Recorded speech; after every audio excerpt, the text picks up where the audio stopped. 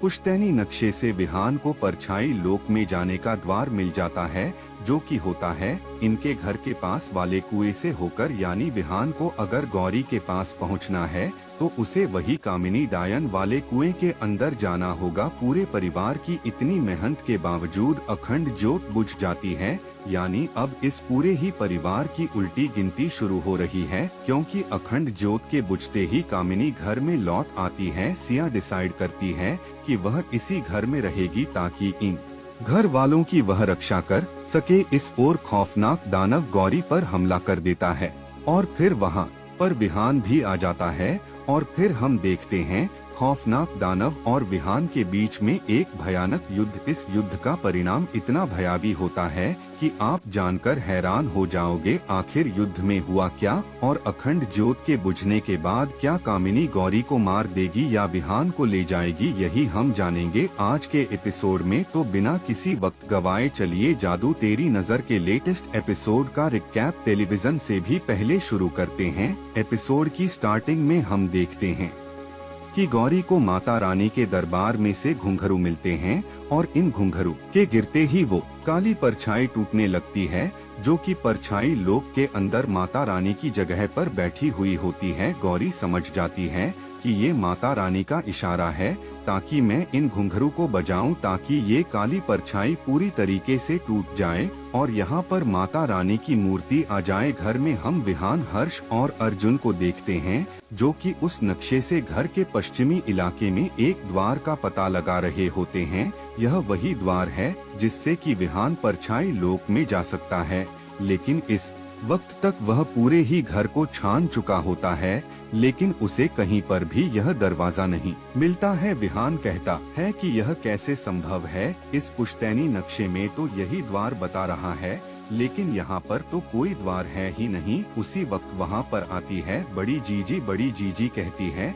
कि विहान तू क्या कर रहा है। विहान कहता है कि मैं परछाई लोक में जाने का द्वार ढूंढ रहा हूँ, लेकिन इस नक्शे के अकॉर्डिंग यहाँ पर द्वार होना चाहिए, लेकिन यहाँ पर तो कुछ भी नहीं है। बड़ी जीजी उस नक्शे को देखती है और कहती है कि यह नक्शा तो बहुत नया है, बहुत सालों पहले यह हवेली बहुत ज्यादा बड़ी हुआ करती थी। बड़ी जीजी कहती है कि मुझे पता है कि द्वार कहाँ है। फिर वो विहान को लेकर जाती है उस कुएं के पास जहाँ से सबसे पहले हमें कामिनी की झलक देखने को मिली थी। यह वही कुआं है जहाँ से कामिनी परछाई लोक से धरती लोक पे आया करती है, और यही वह द्वार है जहाँ से विहान भी परछाई लोक में जा सकता है। बड़ी चीजी उस कुएं को देखकर ही डर जाती है और हर्ष और अर्जुन को लेकर वहाँ से चली जाती है, लेकिन विहान ने इस वक्त तक अपने ब्रेसलेट को उतार दिया था, यानी अब वो मॉन्स्टर बन चुका है, इसीलिए वह उस कुएं के पास जाकर खड़ा हो जाता है। जस्ट अगले ही सीन में हम देखते हैं कि जैसे ही बड़ी जेजी वीना के पास आती है ताकि वह उस अखंड ज्योत को बुझने से बचा सके, लेकिन उस वक्त तक तो अखंड ज्योत पूरी तरीके से बुझ जाती है। यह देखकर सभी लोग हैरान हो जाते हैं। हालांकि बड़ी जीजी यह कहती है कि हम सभी लोगों को एकजुट होना होगा, बिल्कुल उसी तरह जिस तरह सारे ही देवता एकजुट हो गए थे महिषासुर से लड़ने के लिए, और जब देवता एकजुट हो गए थे तो माता रानी स्वयं आई थी और उन्होंने महिषासुर का वध किया था, इसीलिए हम सभी लोगों को भी एक होना होगा। कामिनी से लड़ने के लिए माता रानी हमेशा सच का साथ देने अवश्य आती है और माता रानी आकर उस कामिनी का अंत कर देगी, लेकिन इस वक्त तक तो अखंड ज्योत बुझ चुकी होती है, यानी कामिनी की एंट्री अब इस पूरे ही परिवार में होने वाली है। ईश्वर हम गौरी को देखते हैं जो कि उन घुंघरू को पहन लेती है और खुद ब खुद उस दानव का सामना करने के लिए तैयार हो जाती है। गौरी जानती है कि अगर उसने इन घुंघरू को बजाया तो वह काली परछाई टूट जाएगी, और जैसे ही वह काली परछाई टूटेगी वहाँ पर माता रानी की मूर्ति आ जाएगी, जिससे कि वह इस दानव का अंत कर सकती है। और गौरी बिल्कुल वैसा ही करती है, घुंघरू को बांध के डांस करने लगती है, जिससे कि धीरे धीरे करके वो काली मूर्ति टूट जाती है और वहाँ पर माता रानी की मूर्ति आ जाती है।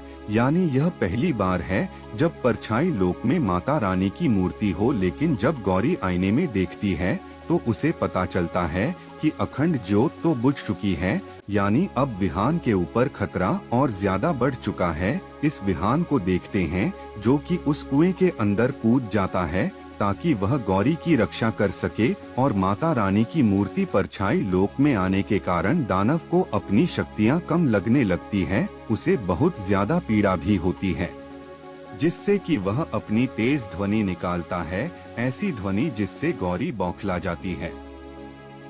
हालांकि गौरी को इस समय तक माता रानी के हाथ में जो त्रिशूल है उसको उठा लेना चाहिए था, लेकिन गौरी जैसे ही त्रिशूल के पास जाती है वह दानव इतनी तेज ध्वनि निकालता है कि गौरी उससे बहुत दूर जाकर फका जाती है। गौरी के कान में से खून तक निकलने लगता है। गौरी से यह असहनीय ध्वनि सहन नहीं हो पाती है।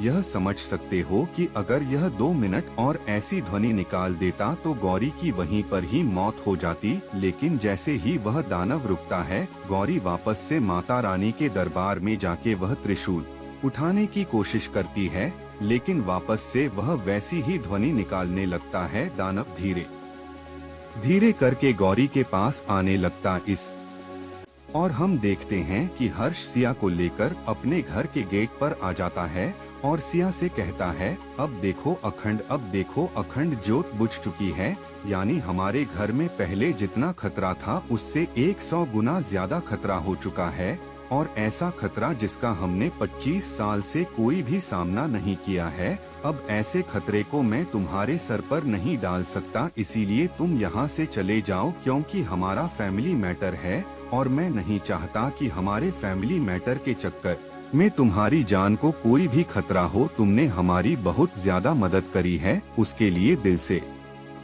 शुक्रिया। लेकिन सिया गेट को लगा देती है और घर के अंदर जाने लगती है। हर्ष कहता है कि सिया ये तुम क्या कर रही हो? सिया कहती है कि मैं अभी तुम्हें कुछ भी नहीं समझा सकती, बस तुम इतना समझ लो कि तुम्हारे परिवार को बचाना मेरा कर्तव्य है, मेरा धर्म है। हर्ष को ऐसा लगता है कि सिया को उससे प्यार हो गया है, इसीलिए वह हर्ष के परिवार को अपना परिवार समझ रही है।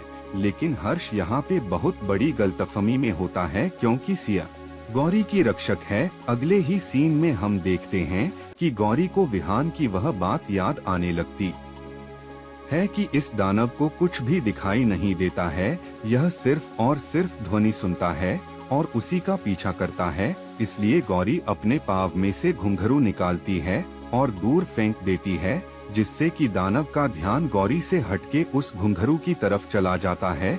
दानव को लगता है कि गौरी वहाँ पर भाग रही है।